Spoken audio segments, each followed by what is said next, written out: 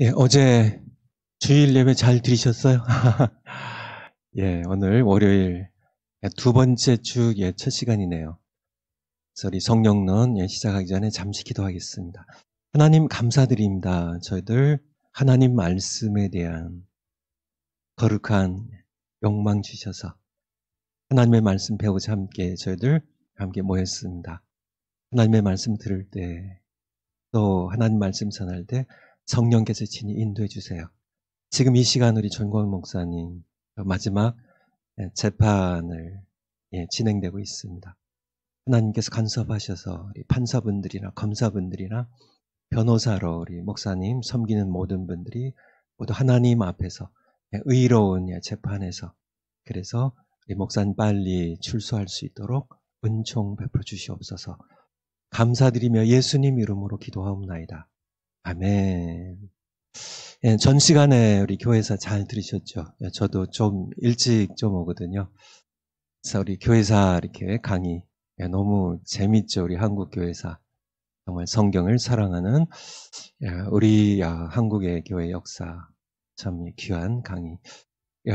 또 우리 이동호 교수님이 일금주 교수님께 이제 기사로서 이렇게 차로 이렇게 모시고 와요. 그래서 이렇게 같이 앉아 있는데 이렇게 저에 대한 이렇게 얘기를 하시더라고요. 성령론 강의는 이렇게 성경이 많아가지고 보는 게 많아가지고 이게 이제 노트북에 이렇게 필기를 다 이렇게 하시더라고요. 이렇게 하셔서 제가 그냥 그렇게 하시지 말고 딱 두 가지만 하시라고. 두 가지만. 여러분도 딱 두 가지만 하세요.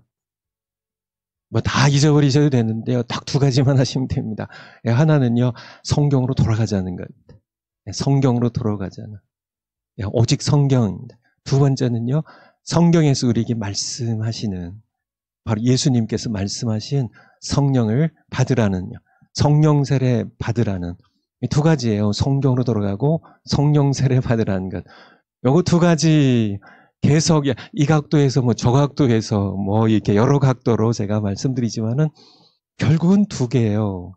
성경 하나님의 말씀에 절대 권위를 부여하고 하나님의 말씀 성경의 그것을 우리가 함께 먹고 이 성경 중심으로 신앙생활하되 성경에서 이 시대의 마지막 때에 가장 중시하시는 예수님 명령하신 성령을 받으라는 성령 세례 받으라는 이 두 가지입니다. 이 두 가지 여러분들 요번 강의 성경이 말씀한 성령론인데 이 성령론 요번 강의 졸업하시려면은 어떻게 된다고요?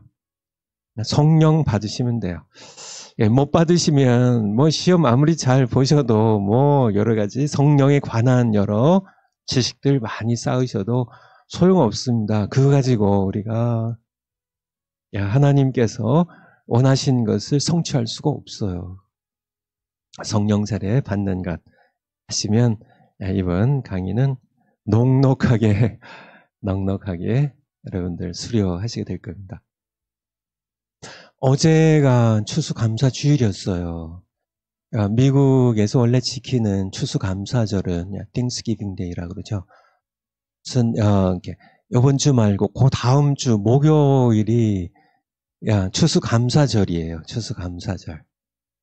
그래서 우리 추수감사 어제 주일 설교에서도 제가 잠깐 말씀드렸지만은 1620년에 지금으로부터 딱 400년 전에 영국에서 핍박을 받던 그 당시 영국의 왕들이 제임스 1세와 찰스 1세 시절에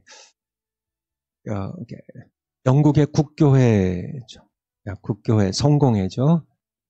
거기에 개혁에 좀 미흡함을 생각에 깨닫고 보다 성경적으로 철저한 그런 신앙생활을 하고자 하는 그런 청교도들이 신앙의 자유를 얻기 위하여 신대륙이었던 그러한 미국으로 이주하면서 생겨난 그런 감사의 절기입니다. 미국에서는 이 청교도들을 필그림 파더스라고 그래요. 필그림 파더스. 필그림이라는 게 들어보셨나요? 필그림이야.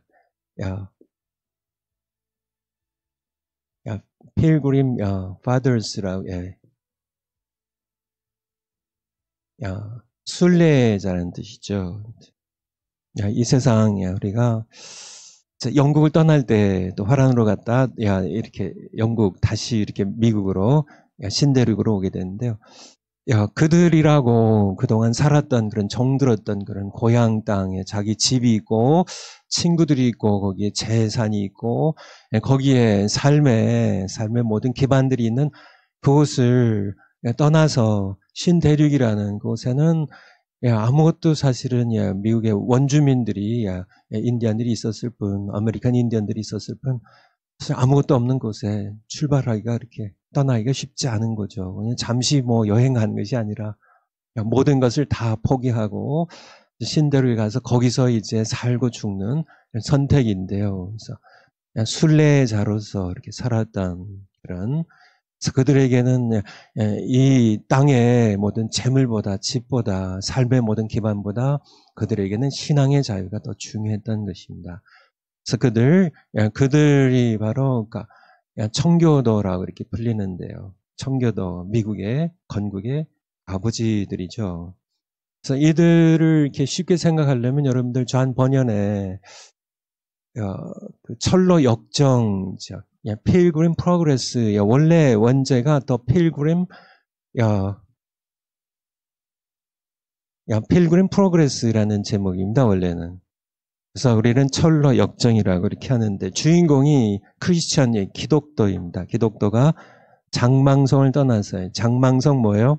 멸망의 도시죠. 멸망의 도시를 떠나서 이제 천성을 향하여 나아가는 그러한 신자의 모습을 이제 존 버년이 바로 청교도 목사예요. 청교도의 대표적인 그런 문학이 바로 존 밀턴 신라건과 이 존 버년의 우리 철로 역정인데요.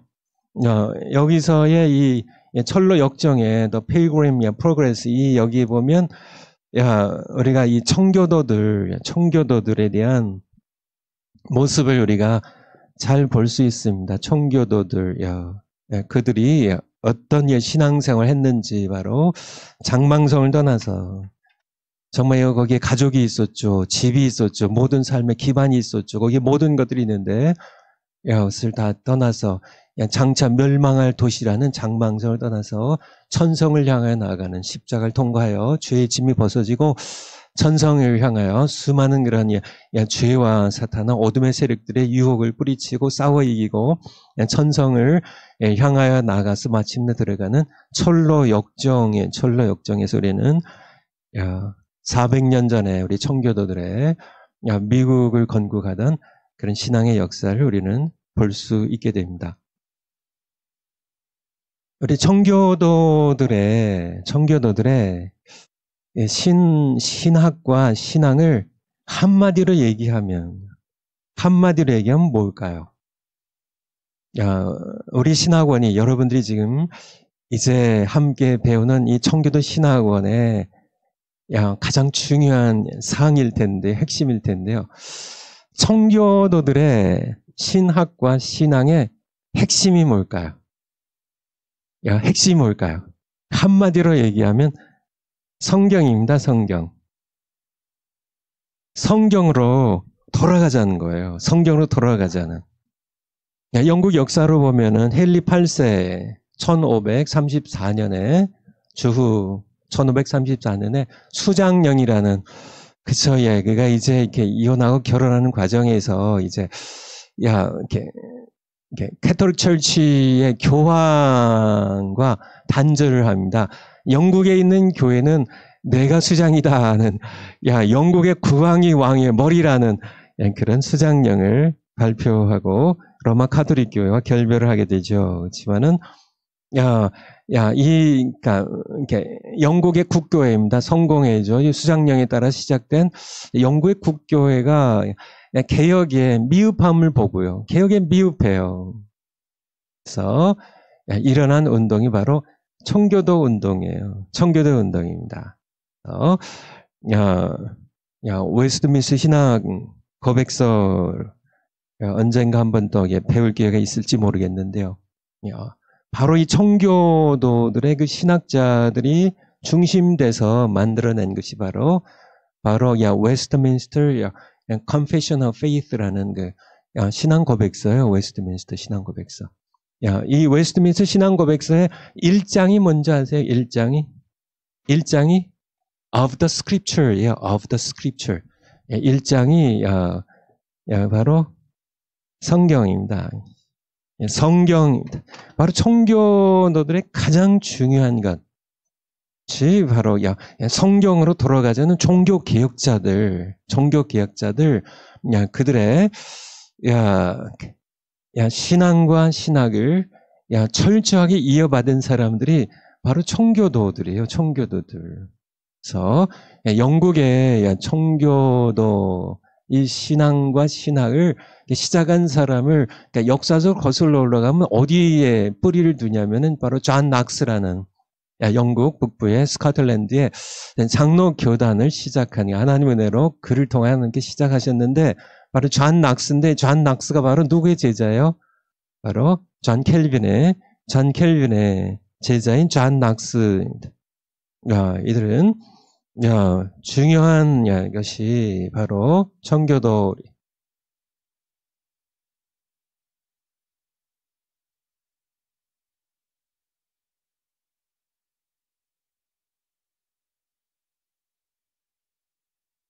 전통과 신학이라는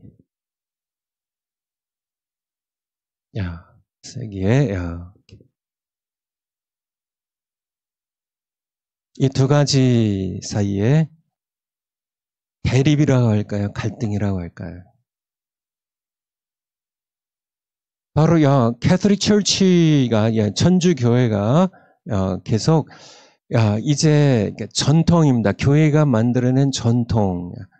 그들이 성경을 해석한 그들의 인간 차원의 물론 성경 해석이지만은 신학 이것에 권위를 뒀다면 개혁자들은 성경으로 돌아가자는 얘기입니다. 성경으로 순수한 하나님의 말씀으로 돌아가자는 바로 강하게 이어받은 사람들이 누구라고요? 바로 청교도들이에요. 청교도들.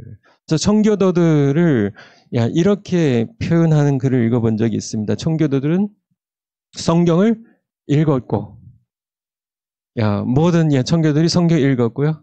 성경을 선포했고 청교도 목사들은 성경을 선포했고 그리고 성경대로 살았다는 성경을 읽고 성경을 선포하고 성경을 그대로 살아낸 그런 사람들이 바로 청교도들입니다. 그들을 퓨리탄이라고 그래서 청교도들을 퓨리탄, 퓨어라는 그런 영어 단어가 있죠. 깨끗하다는 퓨리탄스, 바로 청교도들입니다. 정말 순수하게 청결하게 하나님의 말씀을 그대로 철저하게 살아내었던 그런 사람들 바로 퓨리탄스입니다. 그래서 오늘 좀 강에 들어가기 전에 이것에 대해서 좀 말씀을 드리려고 그래요. 제가 사실은 다른 각도에서 몇 번 말씀을 드린 적이 있는데요. 첫 번째 유대인들의 치명적인 오류입니다.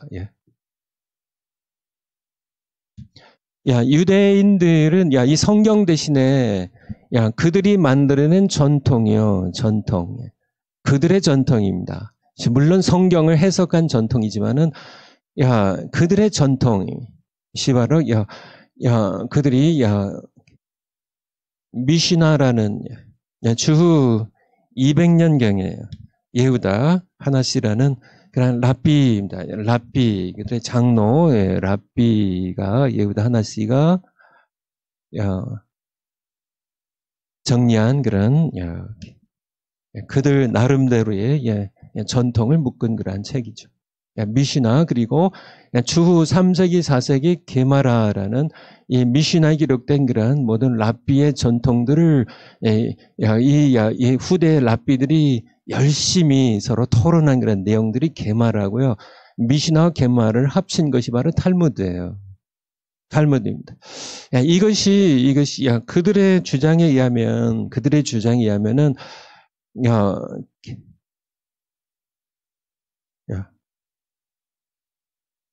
토라의 모세오경을 토라라고 그러죠. 구전 토라가 있고요. 오럴 토라입니다. 오럴 토라.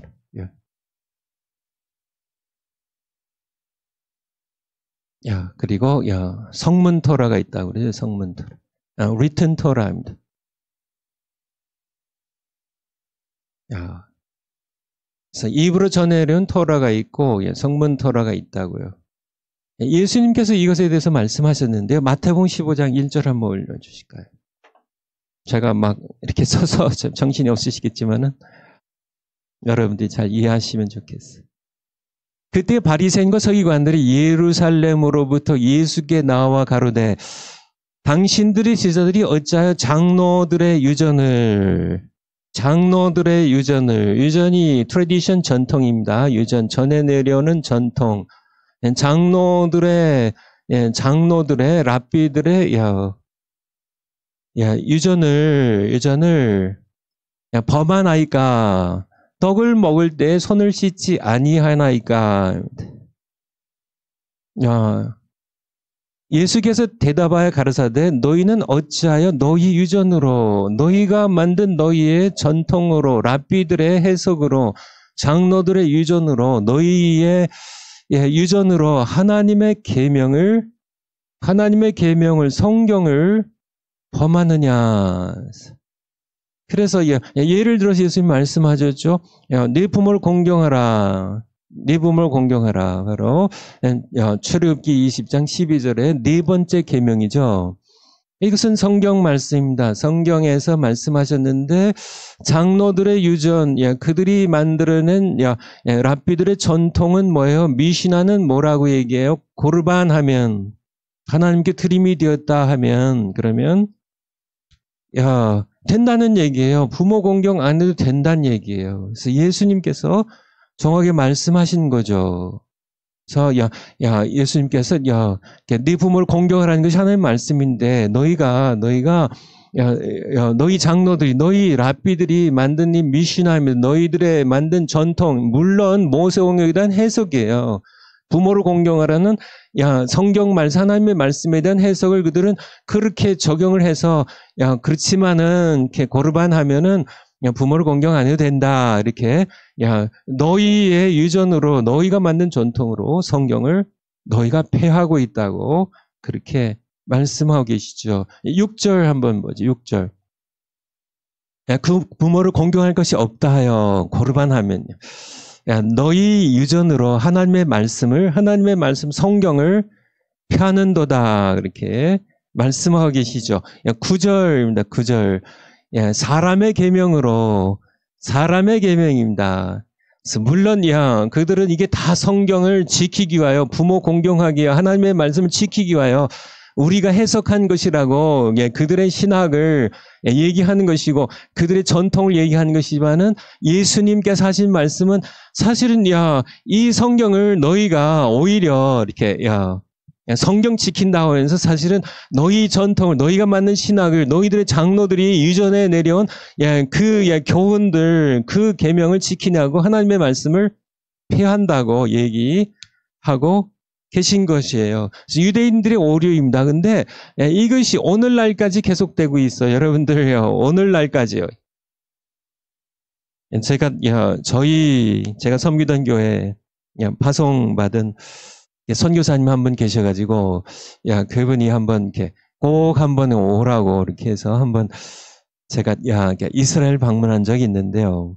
거기 가보니까 이렇게 정통 유대인들입니다. 이게 지금 이제 세속화된 유대인들도 많지만은 정통 유대인들이 이제 머리에 이렇게 모자 쓰고 그리고 검은 옷을 입고 흰 와이셔츠를 입고 이곳저곳에서요. 심지어는 이렇게 버스 기다리는 정류장이까지 이렇게 많은 그런 사람들이 이렇게 책을 읽고 있어요. 책을. 책을 읽고 통곡의 벽에서 책을 읽고 있고 곳곳에 그들의 성지에서 계속 책을 읽고 이렇게 있어서 정말 성경을 열심히 읽는구나 이렇게 생각했는데요. 선교사님이 그러시더라고요. 우리 명형주 선교사님이라는 분이신데 그게 성경 읽는 거 아니에요, 목사님. 성경 읽는 게 아니고 바로 미시나의 탈무드 이걸 적용한 이걸 읽고 있어. 이걸 공부하고 있습니다. 유대인들의 그 학교에 가면 바로 직접 성경을 직접 얘기해, 물론 뭐 어느 정도 읽겠지만은 대부분의 그들의 교육이 이 성경을 해석한 사람들의 신학입니다. 이 전통, 물론 이것이 나쁘다는 것이 아니라 성경을 이것이 밀어제치면은 이것이 치명적인 오류가 된다는 얘기죠. 그렇죠. 오늘날까지 여러분들 유튜브 이렇게 보시는 분들 가운데 이렇게 한번 쳐보세요. 거기에 이렇게 설치하는데, 검색하는데, one for Israel. 이렇게 치시면은, 이렇게, 하나라는 one, 천천히 제가 해야 되겠어요. 너무 서둘러서. 이렇게 치시면은, 이스라엘 이렇게 치면은, 이렇게 여러 간증들이 떠요. 간증들이 수없이 많이 뜨는데, 그 간증하신 분들이 바로 우리 메시아닉 주라고 그래요. 메시아닉 주. 예수님을 메시아로 믿는 그런 유대인들인데 간증이 수없이 많이 뜨는데, 그들의 간증 이렇게 한번 이렇게 들어보세요. 거기 보면 많은 그런 분들이 자기들이 우리 뉴욕주에 브루클린에서 태어났는데, 자기는 어디, 유럽에서 태어났는데, 자기는 이스라엘에서 태어났는데, 자기가, 이렇게 어려서부터 유대인 가정에서 이렇게 자랐지만은, 그들의 공통적인 얘기가 바로 뭐냐면은 성경을 안 읽었다는 얘기예요. 성경을 안 읽어. 오히려 자기들이 생각한 이방인들이 자기들보다 성경을 더 잘하니까, 구약 성경이죠. 그들에게 성경은. 그래서 이렇게, 이상하게 생각했다는. 맞습니다. 오늘 그래요. 그들이, 성경을 공부하지를 않고 자꾸, 장로들이 유전입니다. 메시나 탈무드나, 그들, 랍비들이 가르친 전통의 신학을 얘기해요. 예수님께서 말씀하신 것이 바로, 이 장로들의 유전이 바로 구전토라예요. 구전토라. 그들이 얘기하는. 이 성문토라, 모세를 통해서 주신 성문토라, 모세 오경에 대한 장로들의 해석인데 이것이 나쁘다는 것이 아니라 이것이 사실은 성경을 밀어내 버리기 때문에요. 그래서 이런 오류는 계속된다는 얘기입니다. 유대인들의 오류라고 한다면은 이것은 계속돼요. 어디로 계속될까요? 바로 천주교회입니다. 천주교회. 가톨릭 교회. 로만 캐톨릭 철치. 이들이 유대인들이 장로들의 전통, 장로들의 유전, 랍비들의 가르친 신학을 이것을 계속 주장하면서 하나님의 말씀 폐했던 것처럼 천주교도 마찬가지입니다. 천주교의 지도자들인 랍비라고 생각할 수 있는 교황이나 아크비숍 여러 신학자들, 천주교 신학자들이 성경을 해석한 그들의 전통입니다. 아마 신학 공부하신 분들 로만 캐톨릭 철치의 문제가 교회가 만든 전통입니다. 그들의 신학자들이, 교회 지도자들이 만드는 신학을 가지고 성경을 밀어내버리고 마는. 그래서 중세 교회의 모습이고요. 종교 개혁자들이 바로 부르짖은 것이 바로 성경으로 돌아가자는 그런 운동이죠. 성경을 해석하는 사람들을 이렇게 성경 읽는 사람들을 못 읽게 하고 성경 금서로 만들어 놓고, 그리고 성경 번역한 사람들을 이렇게 불태워 죽이기도 하고 부관 참시를 했죠. 우리 위클리프 같은 경우에는. 그래서 돌아가신 분을 꺼내서 성경을 영어로 번역했다는 것으로 이렇게 시체를 잘라 다시 모욕하는 그런 일들을 행했던 그런 모습을 우리가 함께 보죠. 그런데 그래서 종교 얘기는 안 겁니다. 종교 개혁의 가장 중요한 핵심은 성경으로 솔라 스크립투라예요. 성경으로 돌아가자는. 오직 성경으로 돌아가자는 그러한 운동인데요. 그렇지만은 오늘날 종교개혁이 일어난 후 500년이 지났는데요. 개혁된 교회도 같은 길을 걸어가고 있다는 얘기예요. 제가 드리려고 하는 말씀에 개혁된 교회가 리폼드 철치가 종교개혁자들에서 개혁된 교회가 또다시 유대 랍비들이 천주교의 감독이나 교황의 모든 신학자들이 오늘날 개혁된 교회에 마찬가지로 신학자들이 만들고 교회 지도자들이 만들어가는 그런 신학들, 교회의 전통들 이곳으로 성경을 다시 밀어내는 그런 것이 마찬가지 인간 본성에 새겨진 그런 경향 같아요.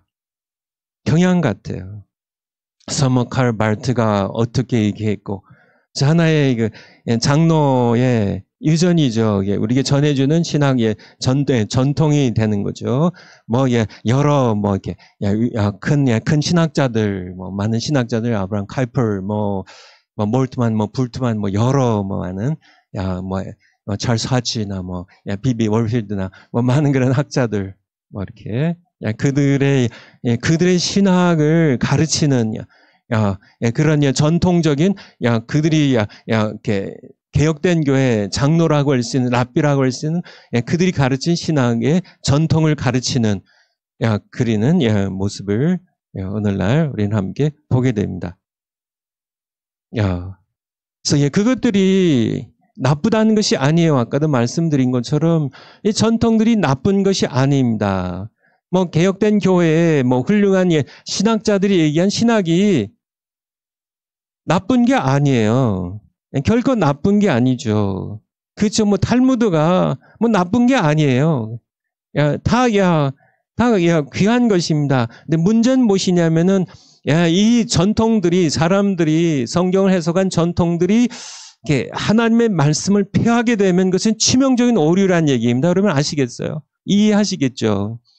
신학이 나쁜 게 아니라 교회가 만든 전통들, 유대인들의 장로들의 전통들, 천주교의 전통들이 나쁘다는 것이 아니라 이것이 성경을 예수님께서 마태복음 15장 1절 이하에 말씀하신 것처럼 하나님의 말씀을 폐하게 되면 그것이 치명적인 오류란 얘기입니다.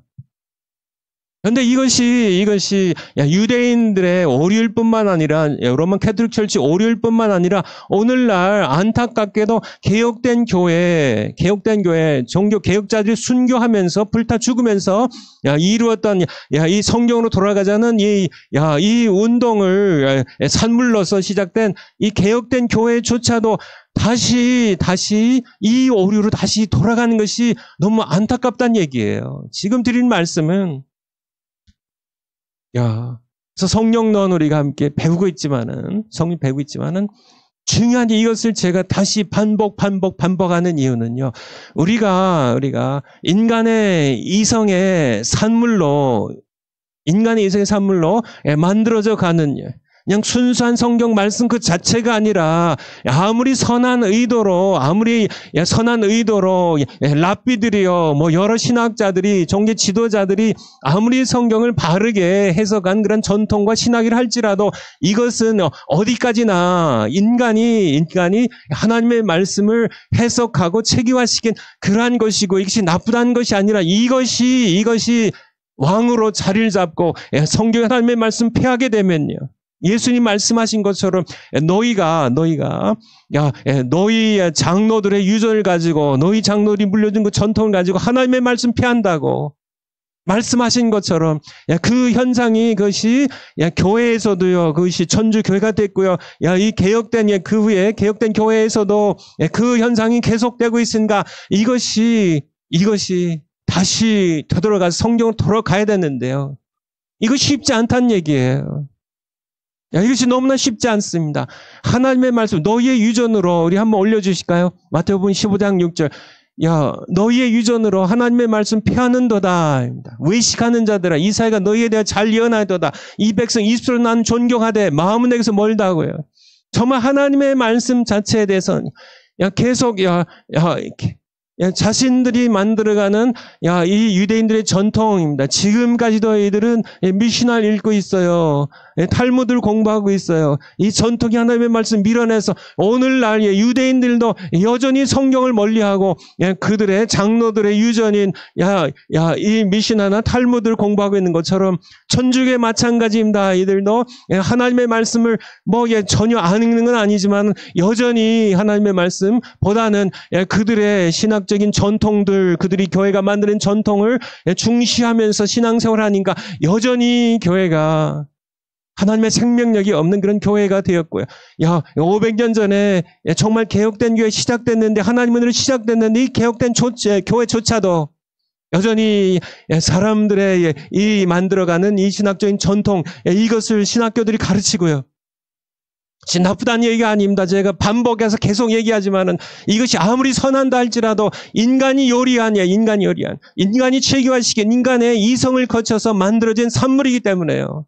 이것은 성경 밑에 두어야 되고 성경에 복종해야 되는 그러한 것들이, 이 인간이 만든 신학과 전통이 성경 위에 올라가서 성경을 폐하고 있는 그런 모습이 예수님 시대에 예수님께서 마태복음 15장 1절에서 말씀하고 계신 것처럼, 이하에 말씀하고 계신 것처럼, 그렇게 바리새인과 서기관들이 예수님께 나와서 항의를 합니다.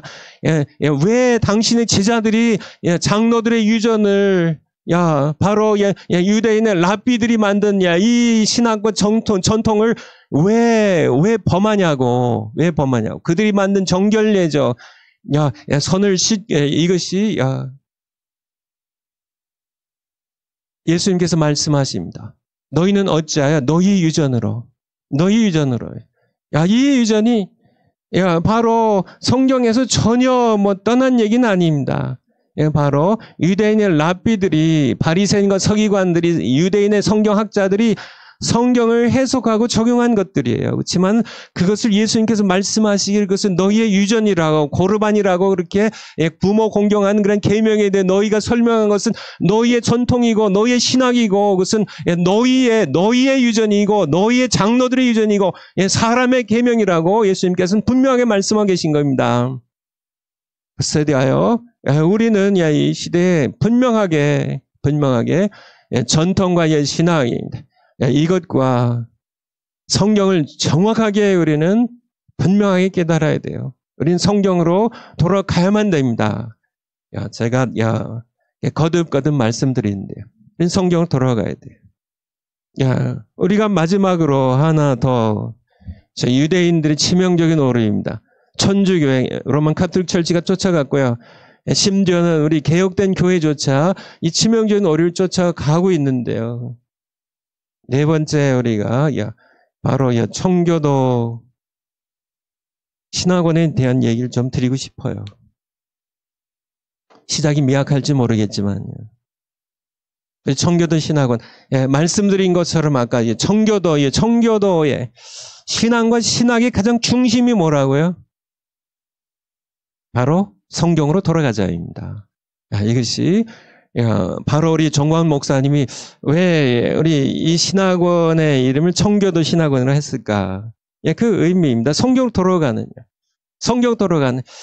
정말 로만 캐토릭 교회가 이런 전통을 또 다시 유대인들의 오류를 다시 범하면서 인간이 만들어가는 신학자들이, 랍비들이 만드는 이 전통을 중시하면서 다시 부패하기 시작했을 때 종교개혁자들이 외쳤던 것이 바로 솔라 스크립투라예요. 성경으로 돌아가자는.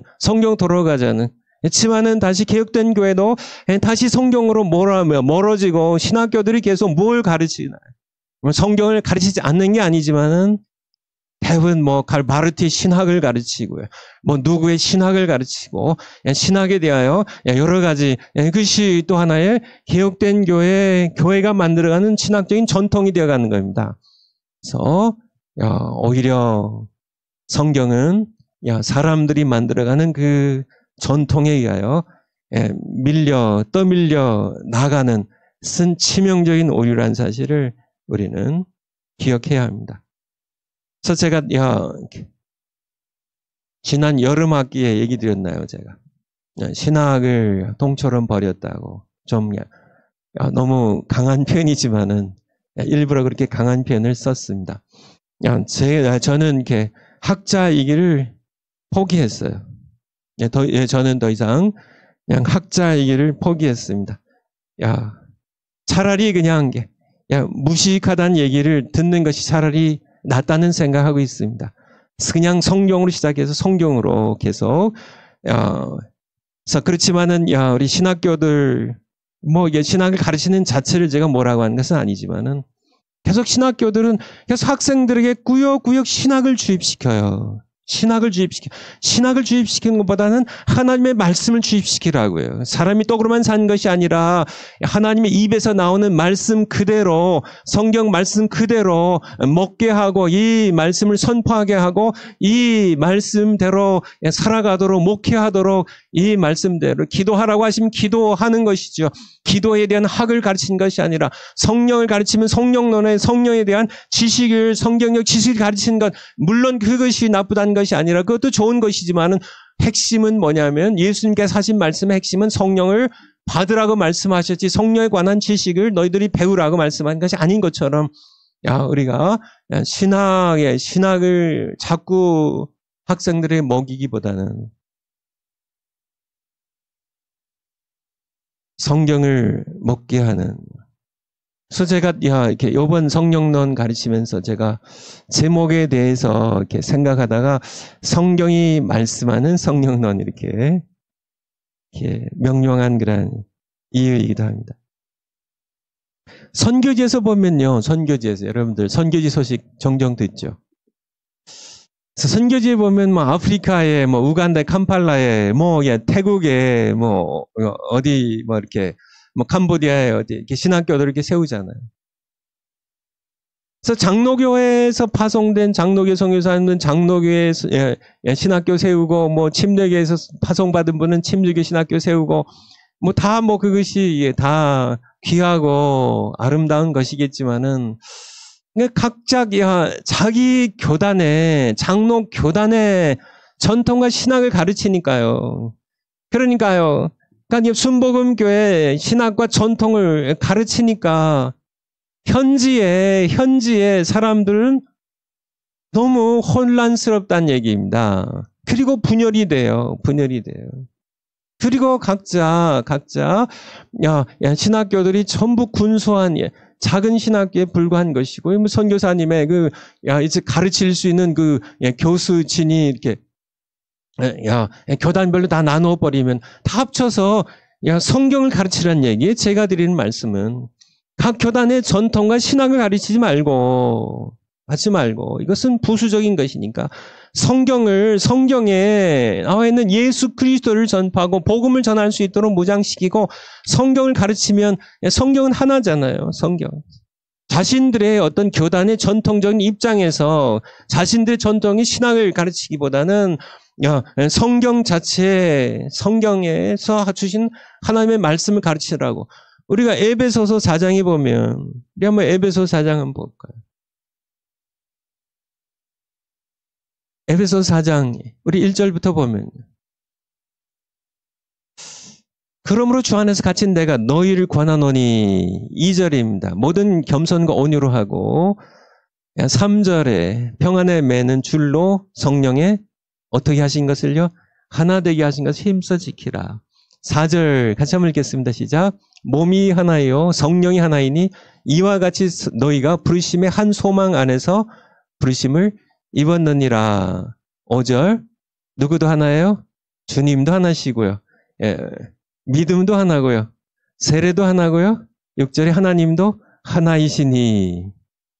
지금 하나라는 말을 계속 반복하고 있죠. 몸이 하나입니다. 우리 4절에요. 몸이 하나고 성령도 하나이시고요. 우리가 소망도 한 소망을 부르심받았고 주님 예수님도 한 분이시고 믿음도 하나고요. 세례도 하나고 하나님도 한 분이시라고요. 우리가 그렇잖아요. 이분들이 우리에게 주신 성경도 하나입니다. 근데 주님도 하나고 우리가 믿음도 하나인데 왜 그렇게 선교에서 분열이 되냐고요. 우리 선교사님들의 그런 고백을 제가 여러 분에게 들었습니다. 선교지에서 가장 힘든 사람들이 동료 선교사님들이래요. 그러니까 사실 이게 힘든 경쟁자를 넘어서 적으로 생각하는 것 같아요. 그래서 다른 선교사님들, 장로계 선교사님들은 우리 이렇게 성결계 선교사님을 적으로 생각하고 경쟁자를 넘어서 그런 정도까지 심하게 생각하는 그러한 이유가 무엇이냐고. 우리는 한 주님을 모셨고 우리가 한 성경을 가지고 한 하나님의 자녀들이고 우리가 정말 모두 한 주님 예수님께로 한 복음 가지고 그들을 인도하고 있는데 왜 그렇게 선교사님들이 분열되고 또 그것 때문에 선교지에 있는 교회들이 분열되고 선교지에서 복음 듣는 그런 많은 사람들이 혼란스럽고 분열된 그런 모습을 우리가 왜 그대로 침묵하며 넘기냐는 얘기입니다. 결국 거슬러 올라가면 바로 유대인들의 오류예요. 계속 전통, 사람들이 만드는 죄송합니다. 전통입니다. 바로 예천주의 전통이에요. 오늘날 개혁된 교회가 자신들의 교단의 전통을 가르치는 그 신학을 성경 위에 올려놓기 때문에요. 그래서 자꾸 가르치고 지식을 쌓게 하고 신학을 자꾸 주입하고 그래서 그 자신들의 교단의 전통에 의해서 만들어진 그런 사람들, 그래서 다른 교단과 적이 되게 하고 경쟁자가 되게 하는 그런 것을 이제 그쳐야 된다는 얘기예요. 성경 말씀 그대로 우리가 이해 안 되는 것이 있으면 그냥 성령께 맡기고 선포하고 이 말씀대로 우리가 깨닫게 해주신 것 순종하고요. 성경 말씀 가르치고요. 모두 예수 그리스도를 증거하는 그런 우리가 함께 보았죠.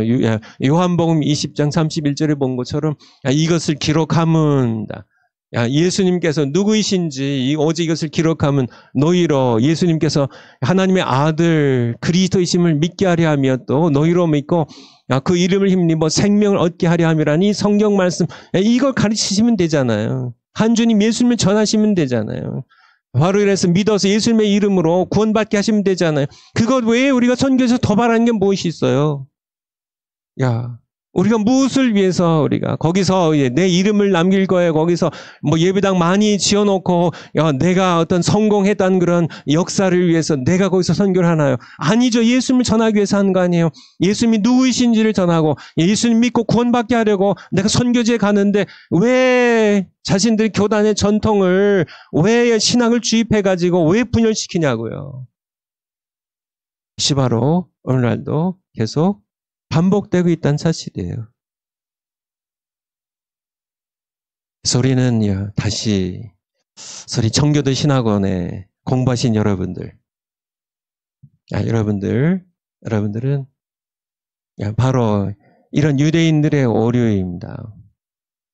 인간이 성경을 해석한 인간의 전통, 장로들의 유전, 그 전통적인 신학 가지고 하나님의 말씀을 제쳐버리는 그런 치명적인 오류를 우리가 피할 뿐만 아니라 우리가 정말 성경으로 돌아가자는 이 운동에 앞장서서요. 교회들을 깨우치고요. 또 여러 교단들 깨우치고요. 여러 신학교들을 깨우쳐서 우리가 정말 성경 말씀을 우리가 읽고 먹고 두 번째요. 청교도들처럼요. 성경 말씀을 선포하고요. 성경 말씀을 선포하는 겁니다. 자꾸 신학을 주입하지 말고 인간의 해석을 자꾸 가르치지 말고 성경 말씀 그대로 선포하고 성경 말씀 그대로 살아가는 그것을 선교지에도 마찬가지로 동일하게 선교지의 백성들에게 전하고 또 전수하는 그런 바로 우리 청교도 신학원의 여러분들에게 하나님 주시는 그런 소명입니다. 솔라 스크립투라입니다. 예수님 말씀처럼 너희의 전통으로 사람의 전통으로 하나님의 말씀 성경을 피하지 않고 성경으로 돌아가는 것. 제가 이렇게 성령론 이번에 하면서요. 지난번에 조직신학 할 때는 로이스 펄커프의 책을 가지고 했는데 그마저 참 저명한 신학자들이 많이 있지만은 제가 또 이렇게 훌륭한 성령론을 가르친 교수님들에게 직접 배운 사람이지만은 전부 이렇게 그분들이 훌륭하지 않아서가 아니라요. 훌륭하신 분들이죠. 하지만은 그분들 제쳐놓은 이유가 그분들보다 하나님께서 더 비교할 수 없을 만큼 우리에게 중요하고요. 그렇죠? 하나님께 주신 성경 말씀이 그분들의 성령론보다 그분들의 신학책보다 훨씬 더 중요하기 때문에요. 그래서 제가 다시 이것이 또 나중에 또 반복을 또 하게 될지 모르겠지만은 다시 반복해서 말씀드렸습니다. 성경으로 돌아가는 거예요. 결국은 성경이 우리를 너희가 거듭난 것이 썩어질 씨로 된 것이 아니오 썩지 아니할 씨 곧 하나님의 살아있고 항상 있는 말씀으로 되었느니라. 베드로전서 1장 23절입니다. 우리 거듭나게 하는 것은 썩어질 씨예요. 여기 썼던 것처럼 사람들이 인간의 이성의 사유를 과정을 거쳐가지고 만들어진 그런 아름다운 그런 지혜나 신학이나 전통으로 우리가 거듭난 것이 아님을 썩지 아니할 시 하나님의 살아있고 항상 있는 말씀으로 죽은 영혼이 살아난다는 사실을 우리가 분명하게 알아야 될 것입니다. 그래서 이렇게 좀 여러분들에게 말씀드렸고요. 다시 우리가 성경이 말씀하는 성령론으로 돌아가면, 그러니까 우리 전광훈 목사님의 말씀표 111번에 보면 한번 띄워주실까요? 첫 번째가 예수님의 제자들의 세 가지 영적 상태입니다. 세 가지 영적 상태. 첫 번째가 뭐예요? 첫 번째가 육신의 예수입니다. 육신의 예수. 다시 이쪽으로 띄워주실까요? 육신의 예수. 육신의 예수. 요때의 제자들의 영적 상태는 바로 성육신 하시고 십자가에 못 박혀 죽으시기까지 예수님을 만난 제자들입니다. 요때의 제자들의 모습은요, 복음서에 잘 나와 있죠. 세 번째, 바로 성육신 하시고 십자가에 못 박혀 죽으시기까지 예수님을 만난 제자들의 영적 상태는 뭐예요? 중생한 제자들입니다. 중생한 제자들. 구원받은 제자들입니다. 성령께서 내주하시는 상태의 제자들이에요. 하나님의 자녀가 된 거듭난 제자들. 바로 여기에서 제자들은 두 번째 단계로 넘어가게 되죠. 부활의 예수님을 만난 제자들입니다. 당연히 부활하신 예수님을 만난 제자들이고요. 이것은 마태복음 28장, 마가복음 16장, 누가복음 24장, 그리고요 요한복음 20장과 21장, 그리고 사도행전 1장에 나와 있는 여기에 예수님의 제자들의 영적 상태가 바로 마태복음 28장 이렇게 끝장들, 그리고 사도행전 1장에 나와 있습니다. 이때에 예수님의 제자들 영적 상태의 중요한 발전이 뭔가요? 성경에 눈을 뜨는 시기. 상당히 중요한 거예요. 성경에서 그들의 마음을 열어 성경을 깨닫게 하시는 그런 예수입니다. 하지만은 예수님의 제자들의 영적 상태는 여기에 머물지는 않았다는 것이에요. 예수님께서 그들 그냥 두시지 않고 누구죠? 승천의 예수님을 통하여 첫 번째 바로 아버지께 돌아가신 예수님을 이제 경험하게 되죠. 예수님께서 주신 사도행전의 제자들입니다. 그래서 예수님의 제자들의 영적 상태, 승천하신 예수님을 만난 제자 영적 상태는 사도행전에 잘 나와 있고요. 그리고요, 마지막으로 승천하신 예수님을 만난 제자들, 그들에게 주어진 것이 성령 세례예요. 근데 문제가 뭐라고요? 오늘날의 문제가 뭔가요? 문제점. 아주 중요한 문제점인데요. 오늘날 너무나 많은 신자들이요. 목사님이나 심지어 신학자들, 선교사님들도 다 마찬가지고요. 여기의 상태에서 제자들의 이 첫 번째 영적 상태에서 벗어나려고 하지 않는다는 거예요. 벗어나려고 하질 않아요. 심지어 너무 많은 목사님들이 이 상태에서 구원받고 중생했는데 있잖아요. 복음서의 제자들도 이미 중생한 상태입니다. 그래서 예수님의 성육신과 십자가의 사건을 통하여 이미 십자가 흘리신 보혈로 이미 구원은 완성된 그런 상태에서 무엇이 부족한 것이 없다고 생각하는 그런 근데 여기에 그렇게 하게 만든 중요한 것이 바로 교회에게 신학적인 전통 문제입니다.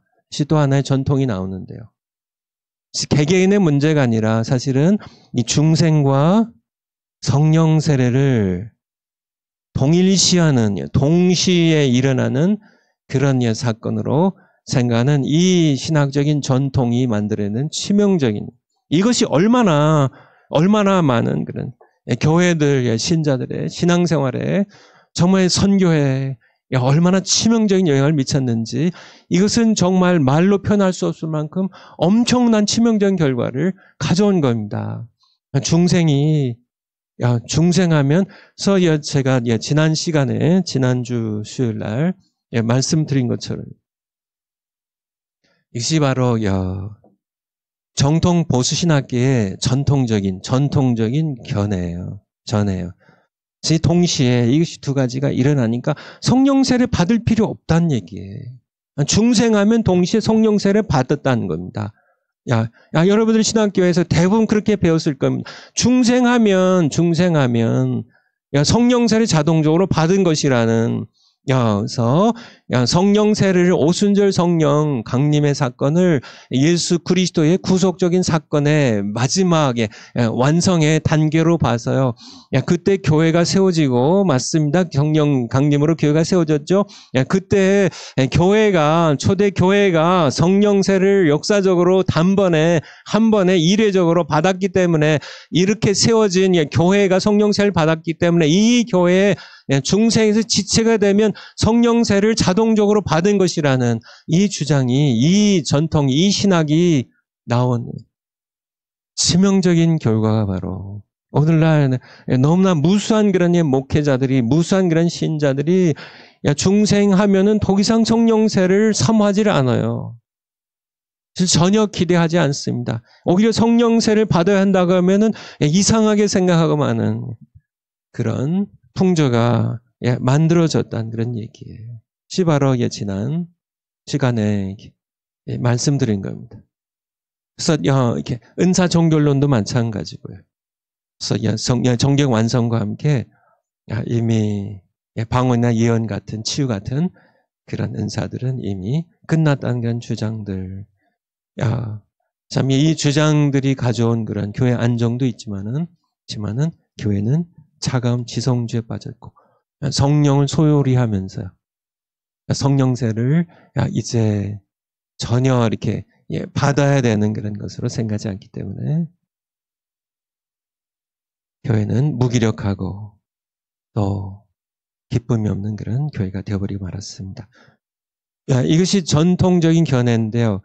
두 번째, 둘을 다르게 보는 견해에 대해서도 지난 시간에 한번 끝부분에 좀 말씀을 드렸는데요. 다르게 중생과 성령 세례는 다르다.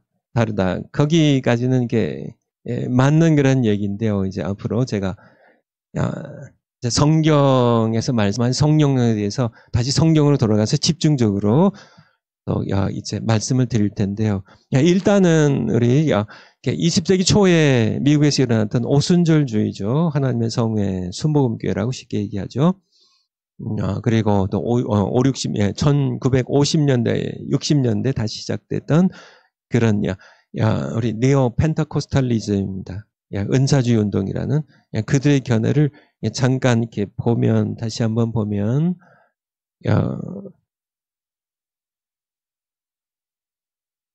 성령 세례는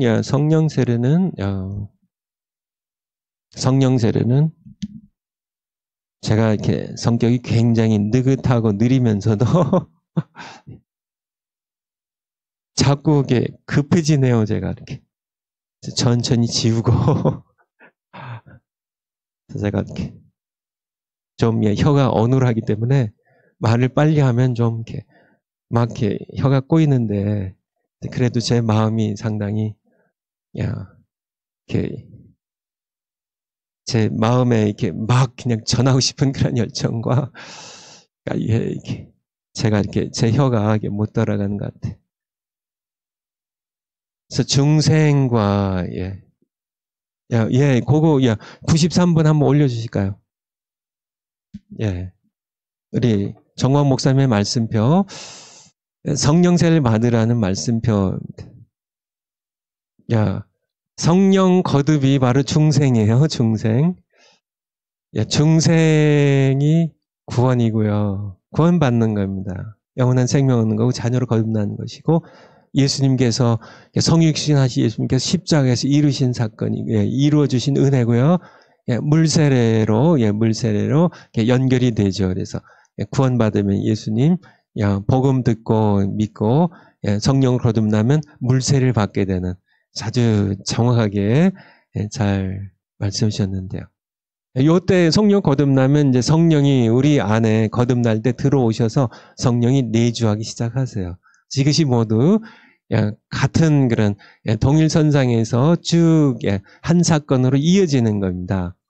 중생 성령 거듭나면 구원받고, 그렇죠? 생명 얻고 하나님 자녀로 거듭나고, 십자가의 피로서 우리가 얻는 그런 은혜고, 물세례로요. 하지만은 그것은 이렇게 복음서에서 이렇게 예수님께서 이렇게 성육신 하셔가지고 십자가 치신 그때에 이루어진 그 사건이에요. 그런데 예수님께서 요한복음 20장 22절에서 성령을 받으라고 말씀하시는데, 다시 또 말씀드리면은 이미 중생한 저희를 향하사, 저희가 누구예요? 제자들이잖아요. 제자들. 복음서의 제자들이잖아요. 그들의 이름이 생명지에 기록된 자들이잖아요. 그들이 세상에 속하지 아니하고 요한복음 10장 말씀처럼 하나님께 속한 자들이잖아요. 중생한 자들을 향하여 숨을 내쉬며 가라사대 성령을 받으라고. 성령 세례가 중생과는 다른데요. 앞으로 제가 이제 사도행전 가지고 더 자세히 말씀드리겠지만은 다른 사건입니다. 다른 사건인데. 그래서 장로교회도 그렇고요. 이 전통적인 보수 신학들이 계속 이 성령으로 거듭난 것과 성령 세례가 같은 사건이라 그냥 묶어버리니까, 유명한 신학자의 그 신학적인 전통에 따라서 그렇게 그냥 묶어버리니까, 그 프린스턴 신학 학파의 그런 사람들이요, 찰스 하츠가요, 비비 월필드가요, 리처드 개피니요, 이렇게 이어받는 그런 모든 분들이 거기서 공부하신 우리 박형영 우리 교수님이 그렇게 가르치시니까요, 시한의 전통이 되어서 그분 훌륭한 분들입니다. 제가 그분들의 이름을 결코 제가 이렇게 무시하는 게 아니에요. 훌륭하신 분들입니다. 그렇지만은 하나님의 말씀과는 비교하면 안 된다는 얘기입니다. 제가 계속 반복한 얘기가 그 얘기예요. 하나님의 말씀을 제껴놓고 그분들의 신학을 얘기하다, 그분들에게 주신 신학적인 전통을 얘기하면서 하나님의 말씀을 버리지 말라는 얘기예요. 그분들 존중하시되 하나님의 말씀 밑에다가 그분들 신앙을 두라는 얘기입니다. 그것이 바로 그래서 제가 또 이렇게 너무 거만 열을 낼게요. 그래서 중생과 성령 세례입니다. 성령 세례. 이걸 갖게 보니까 정말 치명적으로 얼마나 정말 성령 충만하고 성령 세례 받아서 놀랍게 성령 권능으로 사역해야 될 교회와 신자들이 얼마나 그렇게 무기력했는지, 그것에 대해서는 정말 되돌아봐야 돼요. 되돌아봐야 돼요. 그것을 가르치신 그러한 신학자분들, 학자분들, 그것이 여러분들이 학문으로서 아니면 신학으로서, 신학적인 전통으로서 그렇게 얘기하시는지 모르겠지만 그것이 하나님의 말씀을 가로막는다면 성령 세를 받은, 정말 성령을 받으라고 말씀하신 예수님의 말씀을 가로막는 것이라면 이것이 치명적인 오류라는 사실을 여러분들이 제가 말씀드린 것처럼 저와 무슨 신학적으로 저와 더 논쟁하려고 하지 마시고요. 성경으로 한번 돌아가서 보세요. 성경으로 한번 돌아가서 보세요. 여러분 제가 이렇게 쭉 성경을 통해서 무엇을 말씀하시는지 계속 진행해 갈 테니까 한번 들어보시고 성경으로 돌아가서 한번 여러분들이 성경 앞에 한번 솔직하게요. 우리가 배운 모든 전통적인 신학들 다 내려놓고요. 그런 것들 다 내려놓고 성경을 통해서 말씀하시는 하나님 앞에 한번 정말 벌거벗은 듯이 한번 서보세요. 그분이 뭐를 말씀하시는지요. 그래서 전통적인 그런 견해를 한번 봤고요. 20세기에 1900년에 다시 초에 시작된 또 하나의 견해가 있는데 이 두 개를 다르게 보는 견해입니다. 다르게 보는 견해. 그래서 전통적인 견해는 성령세로 오순절 성령 강림을 그리스도의 구속사에 완성하는 단계로 이렇게 봤지만은 이렇게 다르게 보는 순복음교회의 그 경향은 뭐냐면, 그러니까 성령 세례를 오순절 성령 강림을 성도의 구원의 서정으로 봅니다, 여러분들. 구원의 서정으로요. The order of salvation. 서정이요. Order of salvation. Ordo salutis. 그래서 그리고 지속적이고 반복적인 오순절 성령 강림은 반복된다는 얘기예요. 성도들의 구원의 서정으로요. 구원의 서정으로. 이렇게 다 이렇게 사실 잘 모르셔도 돼요. 그래서 중생과 성령의 세례는 다르다는 얘기입니다. 중생은 구원에 관련된 것이고, 성령 세례는 구원받은 사람의 또 하나의 단계로서 받아야 할 블레싱이라고 해요. 더 세컨 블레싱이라는 단어를 쓰죠. 두 번째 받아야 될 축복이라는 더 세컨 블레싱입니다. 그리고 동시에 성령의 모든 은사는 오늘날도 지속된다는 그런 견해입니다. 공헌이라고 한다면 전통 신학에서 무시되었던 성령을 재조명하면서요. 그래서 공헌입니다. 초대교회 역사였던 성령의 폭발적인 권능과 은사들을 다시 재발견하고요. 교회의 열정과 예배의 열정과 선교 기쁨을 되찾아오는 그런 공헌을 했고요. 단점이 또 중요한 단점들이 있는데요.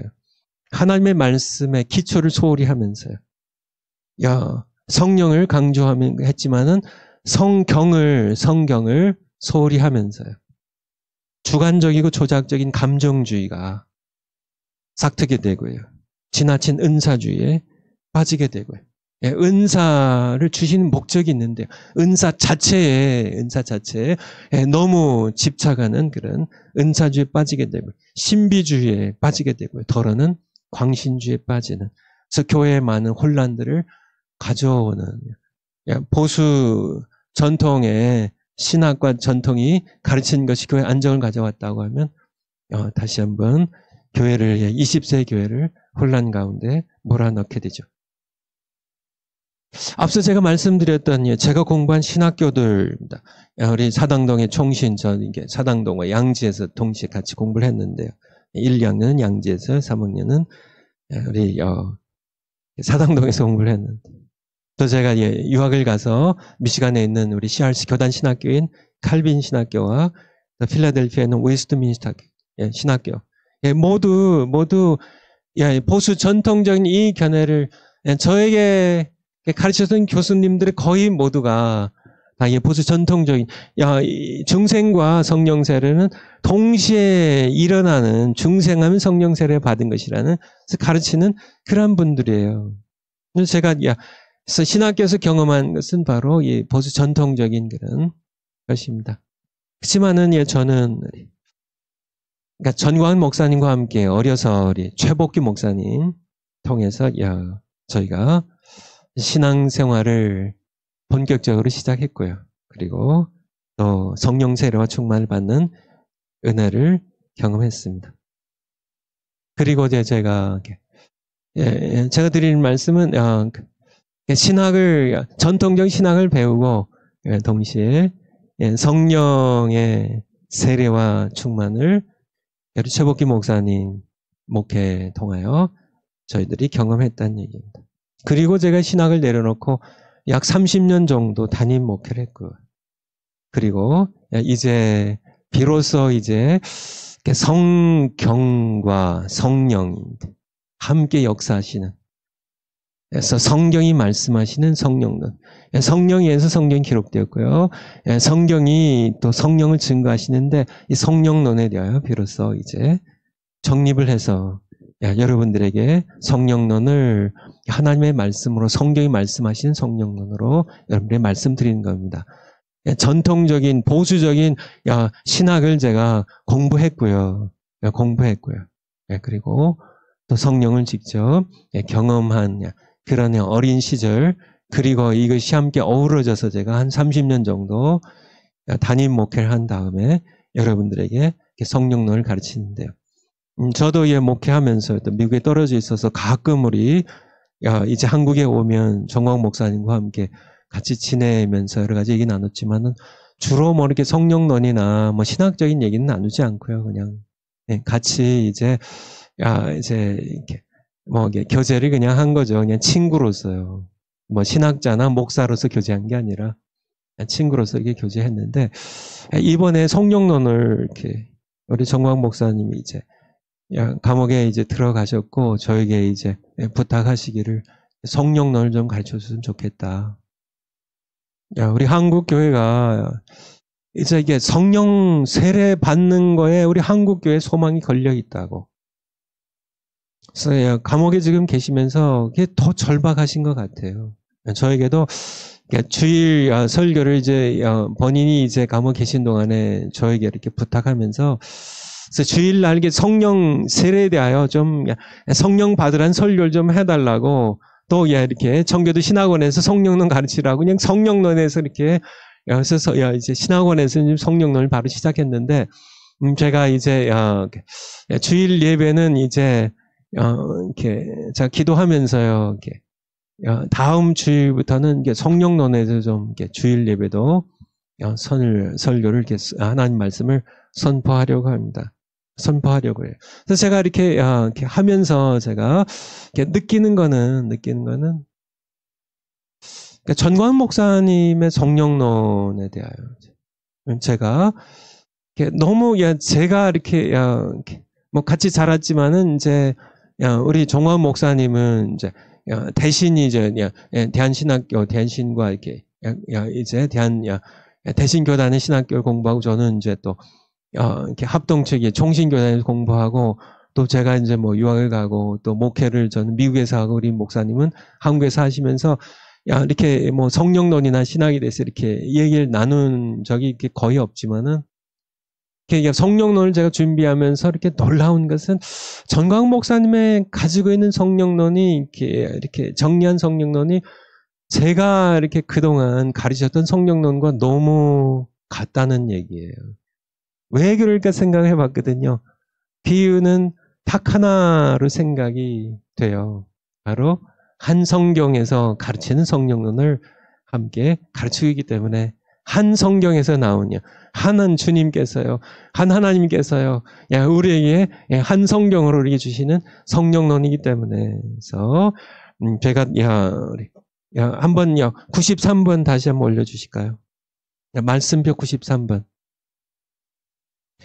소리 정광훈 목사님의, 뭐 정광훈 목사님의 성령론이 아니라 성경에서 이걸 가르치고 계세요. 그래서 저도 뭐 성경이 같은 한 성경을 통하여 우리가 함께 가르치는 것이고, 함께 우리가 깨닫게 하신 성령님의 은혜로 함께 나온 그런 결론이기 때문에 이것이 다르다는 것을 이제 성경으로 한번 성령 거듭의 중생과 성령 세례가 다르다는 것을 이제부터 이제 성경으로 들어가서 성령론에 대해서 함께 공부하도록 하겠습니다. 여러분들, 제가 이렇게 강의하는데 제가 생각하기에도 너무 이렇게 뭐 두서가 없는 것 같고, 여기 칠판에 쓰는 것도 너무 두서없게 막 쓰고, 여러분들 너무 이렇게 혼란스럽게 이렇게 해드리고 있는데, 여러분들 이렇게 이해하시고 또 성령께서 여러분들 함께 하셔서, 중요한 건 제가 오늘 강의 처음에 말씀드린 것처럼 두 가지만 분명하면 돼요. 성경으로 우리가 돌아가자는 거니, 성경으로 돌아가는 것이 무엇을 의미하는지, 정말 이렇게 모든 사람들이 성경을 해석한 human interpretation of the Bible, 물론 성경에 대한 해석이지만은 그것이 바로 미시나고요, 그것이 바로 탈무드예요. 그것이 바로 예수님께서 지적하신 장로들의 유전이요, 그것이 바로 신학이 만들어가는 전통이에요. 교회가 만들어가는 교회 전통들이에요. 그런 전통적인 이 해석들, 전통적인 이 신학들, 체계화시킨 이 신학들, 이것으로 하나님의 계명을, 하나님의 말씀을 폐하지 말란 얘기입니다. 너희의 유전으로, 너희 장로들의 유전으로, 사람의 계명으로, 사람의 교훈으로 그 시비로 성경을 해석한 것이라 할지라도 그것과 하나님의 말씀 자체와는 다르다는 사실을 인간의 이성을 거쳐서 요리된, 체계화된 그런 것들, 우리가 뭐 악한 것이 아니고 다 그것도 나름대로 유익한 것이고 선한 것들이지만은 하나님의 말씀과는 비교하지 말자는 얘기입니다. 하나님의 말씀은 그것들 때문에 우리가 폐하지 말자는 얘기. 그것이 마태복음 15장에서 예수님 하신 말씀입니다. 어찌하여 너희가 만드는 장로들의, 너희 사람들의, 너희들의 해석으로 왜 하나님의 계명을 범하냐 하는 그런 말씀 우리가 분명하게 우리가 알아야 돼요. 그래서 제가 다시 정말 성경에서 성령에 대하여 무엇을 말씀하시는지. 그래서 첫 번째로 요한복음 20장 22절 한번 올려주세요. 요한복음 20장 22절. 요한복음 20장 22절. 계속 보았던 말씀이에요. 보았던 말씀입니다. 제가 조금 더 기도해 봐야 되겠지만은, 이제 오는 주일날 설교 본문도 이것을 하려고 해요. 그래서 이 말씀하시고 저희를 향하사 숨을 내쉬며 가라사대 성령을 받으라 말씀하셨는데요. 이 요한복음 첫 번째로 이제 이렇게 성경이 말씀하신 성령은 이제 본론입니다. 첫 번째로요, 1번입니다. 요한복음 20장 22절 통하여 중생과 성령의 세례에 대하여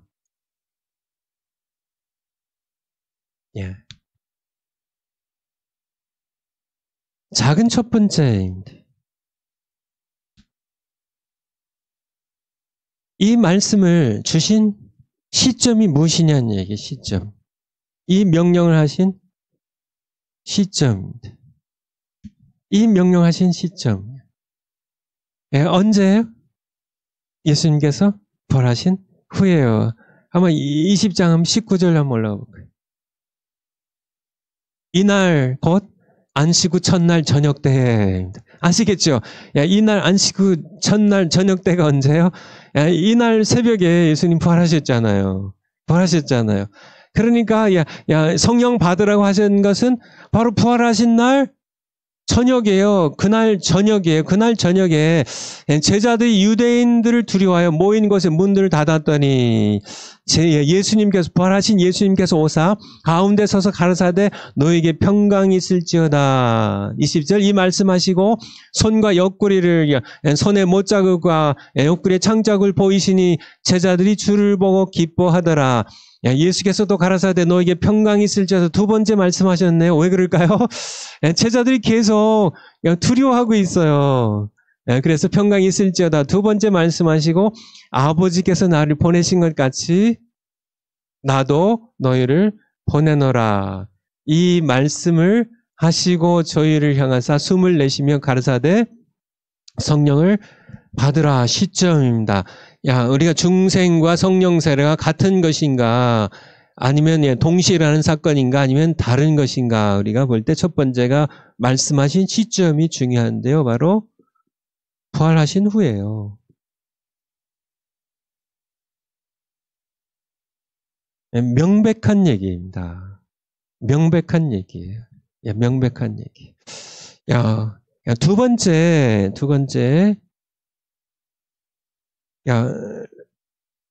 누가 성령을 받냐는 얘기예요. 누구에게 말씀하셨어요? 제자들에게요. 제자들에게. 그래서 이 시점에, 예수님이 부활하신 시점에 제자들은 이미 계속 반복되지만은 중생한데, 이미 성령의, 요한복음 3장 말씀으로 성령으로 거듭난 사람들이에요. 성령으로 거듭난 사람들이. 성령이 이미 그들 안에 내주하시는 그러한 사람들이에요. 그래서 이렇게 구원받은 중생은 제자들에게 이 명령하셨다는 겁니다. 그래서 성령 받으라, 여기에 요한복음 20장 22절에 성령 받으라는 불신자들에게 주신 명령이 아니에요. 그러니까 성령 받으라는 명령이 너희들 이렇게 구원받으라는 불신자들에게 주신 명령이 아니고 이미 구원받은 제자들에게 주신 명령이라는 것.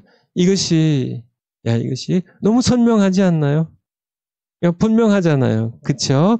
그래서 정통신학과 달리 중생과 성령 세례는 다른 것이라는, 시간적으로 다른, 복음서에서 이미 예수님 십자가 지시기 전에 이미 제자들은 거듭났어요.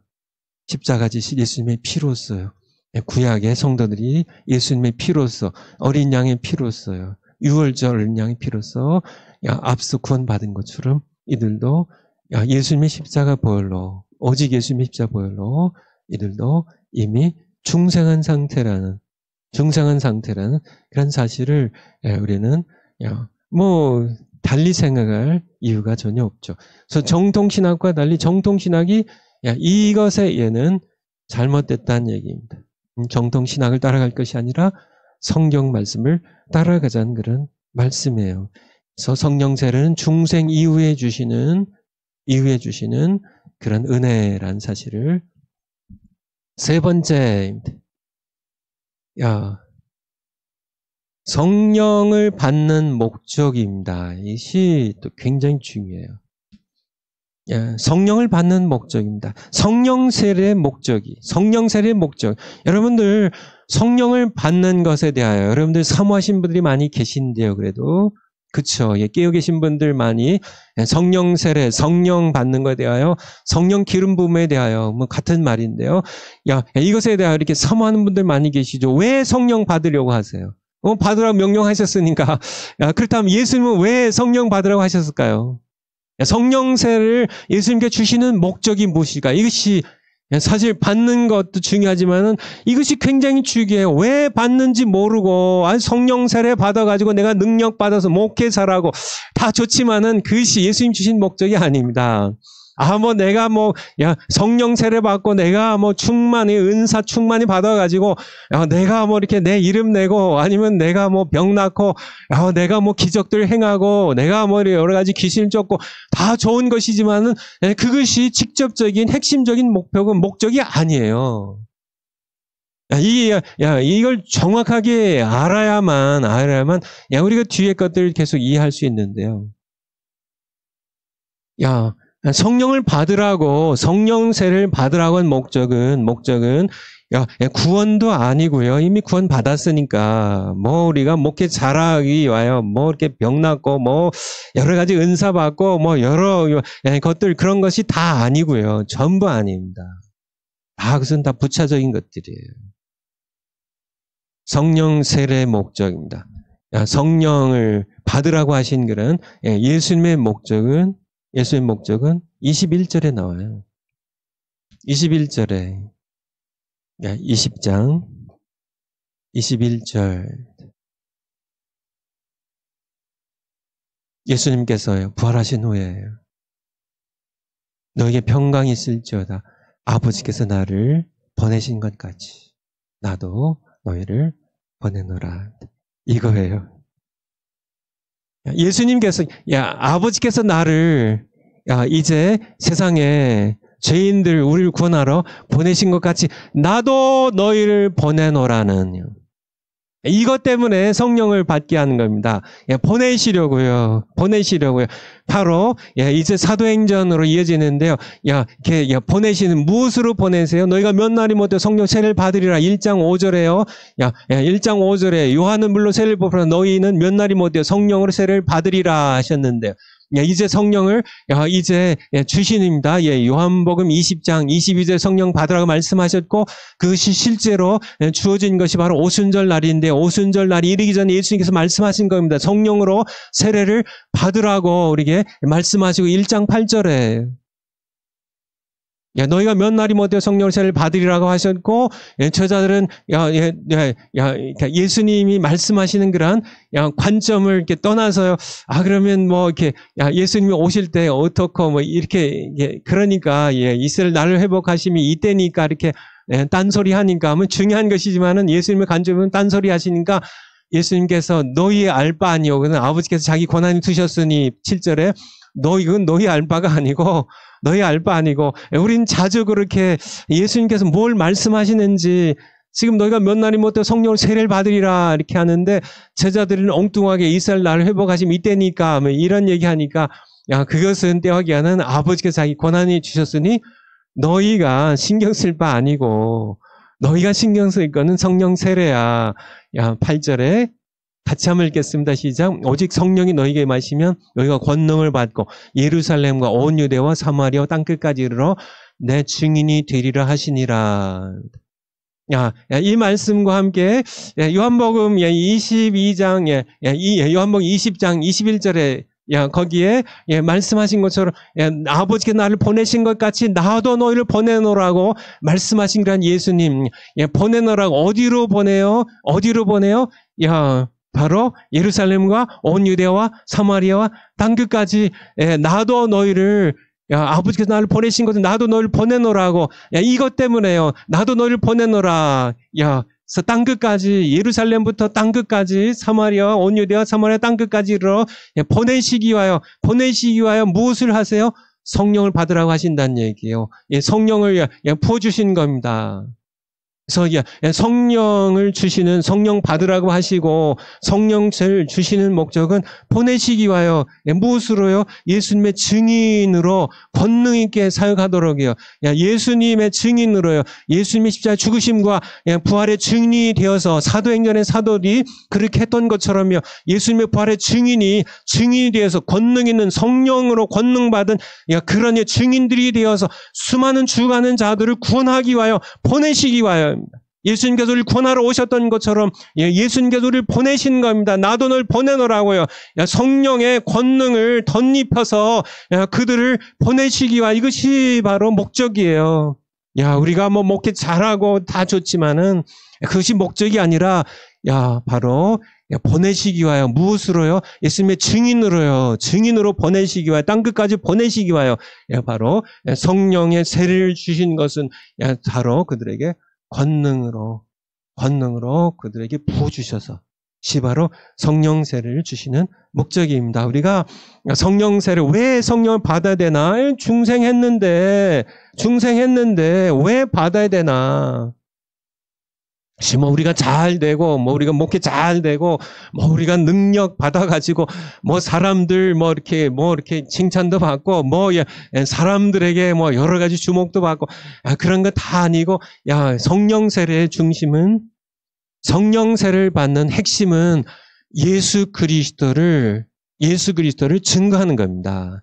그래서 성령 세례 받았다고 하는데 다 자기 자랑만 하고 여러 가지 자기 목회 자랑만 하고 자기 교회 큰 거 자랑만 하고 이런 사람들은 성령 세례와 상관이 없다는 사실. 예수님이 성령을 받으라고 하시고 성령세를 주신 그런 목적은 다른 것이 아닙니다. 예수 그리스도를 능력 있게 증인되어 전하기 위하여 그래서 그 능력을 받아가지고 예수님 복음 전에서 많은 그런 죽은 영혼, 그냥 놔두면 지옥 갈 영혼을 구원하기 위해 성령 주신 것이지 그것이 목적입니다. 성령 세례 받으면 그때부터요 우리가 그렇게 잘 평탄하게 되는 게 아니라 사실 성령 세례 받으면 우리에게는 사도들처럼 순교의 길, 고난의 길, 십자의 길이 열리는 겁니다. 성령 세례를 받는 것, 내가 중생은 내가 하나님의 은혜로, 내가 하나님의 자녀로 거듭나고 영원한 생명을 얻고, 내가 정말 천국에 가는 그런 백성으로 내가 받는 것이지만은 성령 세례는 우리가 예수님의 증인으로 예수님을 섬기기 위하여. 성령 세례, 그러니까 잘 받으려고 하질 않아요. 그리고 엉뚱하게 생각하는 그런 모습들을 많이 보게 되죠. 사도행전 1장 22절입니다. 사도행전 1장 22절. 사도행전에서 몇 곳 한번 보죠. 항상 우리와 함께 다니던 사람 중에 하나를 세워, 그래서 지금 11명이 남았고 가룟 유다가 빠져서요. 한 명을 더 세우자는 건데요. 그래서 결국 마띠아가 이렇게 세워지는데 우리로 더불어 무엇을요? 예수의 부활하심을 증거할 사람. 증인을 그래서 가룟 유다가 그래서 증인이 될 뻔했는데요. 예수님 배신하고 이렇게 목매다 죽어서요. 가룟 유다 대신에 어떤 사람을요? 예수의 부활을 증거할 증인을 이렇게 찾기 위하여 이렇게 한 명 찾는 그런. 그 다음에 이제 성령 보여주시는데요. 2장 32절. 사도행전 2장 32절. 한번 올려주세요. 이 예수를 하나님이 살리신지라 우리가 다 이래 뭐라고요? 증인입니다. 증인이에요. 증인이요. 너희가 예수를 이방인의 손에 넘겨서 너희가 십자가 못 박혀 죽였지만은 하나님이 그를 살리신지라 이 일에 우리가 증인이라고. 증인이라는 증인이 아시겠죠. 3장 15절 계속 나와요. 3장 15절. 사도행전 3장 15절. 생명의 주를 죽였도다. 그러나 하나님이 죽은 자 가운데서 살리셨으니 우리가 이 일의 목격자입니다. 아이위트네스예요. 우리가 보았고 그의 못 자국 난 그의 손을 만졌고 창자국 난 그의 옆구리를 우리가 만졌다고. 우리가 이 일의 증인이라고. 우리가 3년 예수를 모시고 살았을 뿐만 아니라 우리가 생명의 주를 죽인 너희가 죽인 예수를 하나님 살리셨는데 이 부활에 대하여 죽었다 부활하신 예수님에 대하여 우리가 보았다는 얘기입니다. 죽은 자가 어떻게 살아나요? 근데 우리가 증인이라고요. 증인이라고요. 이들은 정말 이 증인으로서 이 증인이 결국은 순교자라는 게 마르터라는 그런 의미로 이렇게 바뀌는데 이 모든 증인들이 전부 순교의 길을 그들이 피로써 자신들이 증거하는 이 예수 그리스도의 복음이 이것이 사실한 사실을 이 사도들은 자신의 피로써 증명하고 순교하다로 세상을 떠나서 아버지께로 간 것입니다. 증인이란 이것이 뭐예요? 이 증인되기 하기 위하여 성령을 받으라고. 이 증인으로 보내시기 위해 나도 너희를 보내노라. 성령 받으라고요. 너희가 몇 날이 못해 성령 세례를 받으리라고. 너희가 성령을 받으면은 너희가 권능을 받고 예루살렘과 땅끝까지로 내 증인이 될 것이라고. 증인이 될 것을 말씀하셨는데 성령 받고 제자들이 증인이 되었다는 사실이에요. 모두 그들은 증인으로서요. 목숨 걸고 그들은 우리가 보았다고요. 만져 보았다고요. 우리가 부활의 예수님과 함께 우리가 함께 음식을 먹었다고요. 요한복음 21장에 나오지. 우리 사도행전 5장에 29절부터 사도행전 5장 29절. 베드로와 사도들이 대답하여 가로되 사람보다 하나님을 순종하는 것이 마땅하니라. 지금 유대의 백성 지도자들이요, 이 사내들 공회 대제사장과 여러 장로들이 이들을 협박했습니다. 그때 사람보다 하나님께 순종하는 게 마땅하다고. 너희가 나무에 달아 죽인 예수를 우리의 조상의 하나님이 살리시고 이스라엘로 회개케 하사 죄사함을 얻게 하시려고 그를 오른손으로 높이사 임금과 구주를 삼으셨으니 32절 같이 읽겠습니다. 우리는 이 일의 증인이요. 하나님이 자기를 순종하는 사람들에게 주신 성령도 그러하니라. 뭐예요? 그러하니라가 뭐예요? 성령도 증인이세요. 성령은 증인되게 하신 예수 그리스도를 증거하는 영이십니다. 요한복음 14장부터 15장 16장에 언제 한번 다시 가서 한번 보도록 하죠. 성령은 예수 그리스도를 증거하는 증인의 영이에요. 성령도 그러하고 우리도 이 일에 증인이라고. 바로 이 증인으로 세상에 보내기 위하여 우리는 목격자입니다. 바로 벌하신 예수 그리스도를 만난 그런 사람들이에요. 그들로서 보내는 이것이 바로 성령 세례의 목적이에요. 근데 이거를 중생과 성령 세례를 그냥 하나로 묶어버리니까 전통적인 우리 보수의 신학이요. 보수 신학의 전통이 중생과 성령 세례를 같은 것이라 동시에 일어난 사건으로 묶어버리니까 바로 예수님이 성령 받으라고 명령도 우리가 다 거부하게 되고 성령 세례를 받는 목적도 전부 다 상실해버리고 마는 그런 정말 엄청나고 치명적인 그런 사태가 일어난 것입니다. 시간을 보니까 벌써 시간이 딱 됐네요. 제가 시간 안 봤으면 계속 할 뻔했습니다. 여러분들 제가 드린 말씀 저의 말이면은 다 잊어버리셔도 돼요. 이것이 또 하나의 신학이고 그냥 답동처럼 버리셔도 돼요. 하지만은 성경에서 우리에게 주신 말씀이면 이 말씀 앞에 여러분 서시기 바라요. 그래서 모두 성령 세례 받으시 바랍니다. 기도하겠습니다. 감사드립니다. 저희들 성경으로 돌아가겠습니다. 성경에서 예수님 명령하신 것이라면 저희들 모두 성령 세례를 사모하고 받겠습니다. 예수님의 이름으로 기도하옵나이다. 아멘. 내일 뵙겠습니다.